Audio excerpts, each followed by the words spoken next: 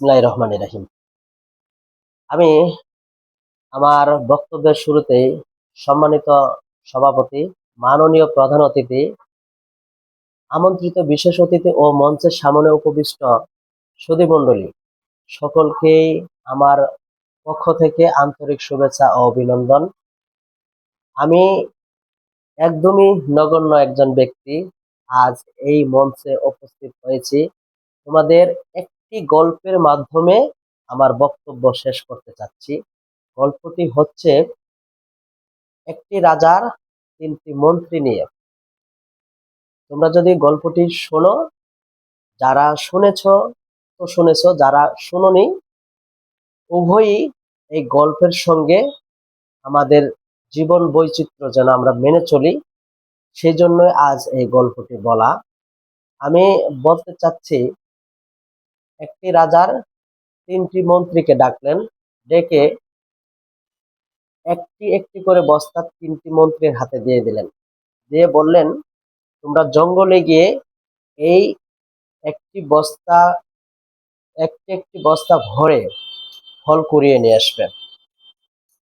যেই কথা মন্ত্রীর সেই কাজ। সবাই চলে গেল জঙ্গলে। জঙ্গলে যাবার পরে যে ঘটনাটা ঘটলো সেটি হলো আমাদের আনন্দের বিষয়। সেটি হচ্ছে, প্রথম মন্ত্রী চিন্তা করলেন, যেহেতু মন্ত্রী ফল খাবে সেহেতু আমাকে ভালো ফলগুলি সংগ্রহ করতে হবে। আর সেই চিন্তা থেকে সে ভালো ফলগুলি সংগ্রহ করে বস্তা ভরল। দ্বিতীয় মন্ত্রী, তার চিন্তা ছিল এমন, মন্ত্রী রাজা মশাই তো আর বস্তা খুলে ভিতরে হাত ঢুকিয়ে দেখবে না, সেহেতু প্রথমে সে পচা ফলগুলি কুড়িয়ে বস্তা ভরলেন।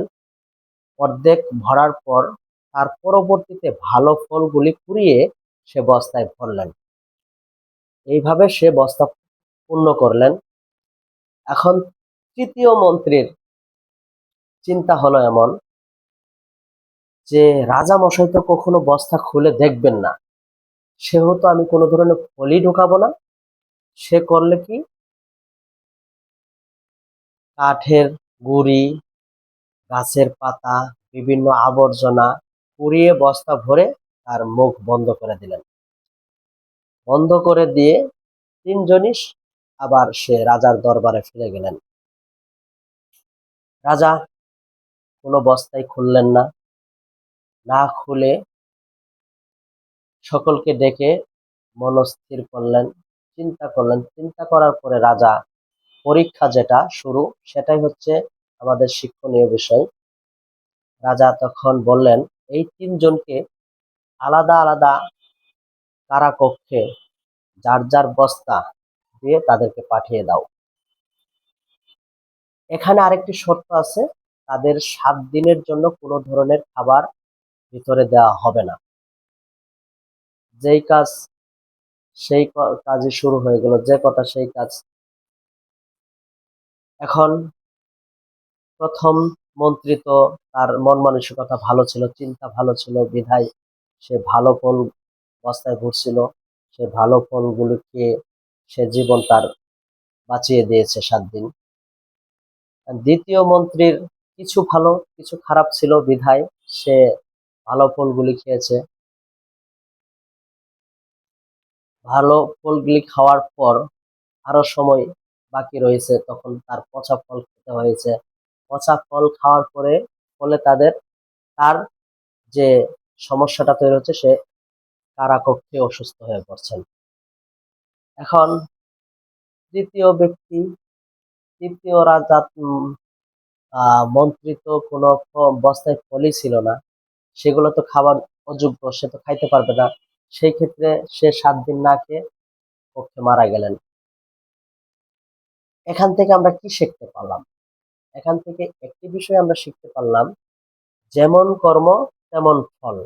আজ যদি তিনজন মন্ত্রীর চিন্তা প্রথম মন্ত্রীর মতো হতো, তাহলে তৃতীয় মন্ত্রী মরতে হতো না, দ্বিতীয় মন্ত্রী যে আছেন তিনি অসুস্থ হতো না।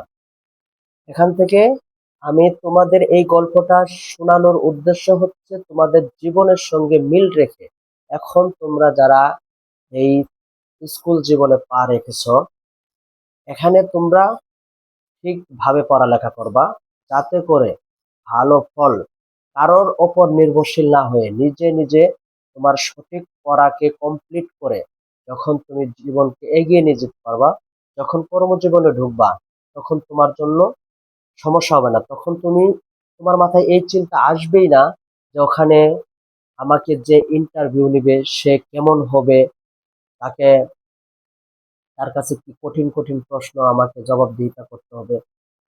যদি আমি দুর্বল থাকি তাহলে আমার ভয় আসবে, আর যদি আমি দুর্বল না থাকি তাহলে আমার ভয় থাকবে না। সেজন্যই এই গল্পটি আজ বলা। এই গল্প থেকে আমরা এটি শিখলাম, আমরা শিক্ষা জীবনে যদি ভালো ফল পেতে পারি তাহলে আমাদের কর্মজীবনে আমাদের সুবিধা হবে। আর যদি আমরা কর্মক্ষেত্রেও যে এরকম ফাঁকিবাজি করি, আমি যে কাজটা করছি সেই কাজটা ফাঁকি দিই, তাহলে এর ফাঁকির ফলস্বরূপ কিন্তু আমাদেরই ভোগ করতে হবে। অতএব আমি যখন ফাঁকি দেব আমার কর্মক্ষেত্র, তখন আমি বৃদ্ধ বয়সে আমাকে বিপদগামী হতে হবে। সেজন্য আমি সকালের কাছে করজোড়ে মিনতি করি, তোমরা এখন থেকে শিক্ষা অর্জন করে সৎভাবে ভালোভাবে কর্মতে এগিয়ে যাও, ইনশাল্লাহ আমাদের মতো যেন কষ্টে তোমাদের জীবন না কাটে সেই আশা ব্যক্ত করে, সকলের সুস্বাস্থ্য কামনা করে আমি আমার বক্তব্যের ইতি টানছি। আসসালামু আলাইকুম। সকলে ভালো থাকো, সুস্থ থাকো। আল্লাহ হাফেজ।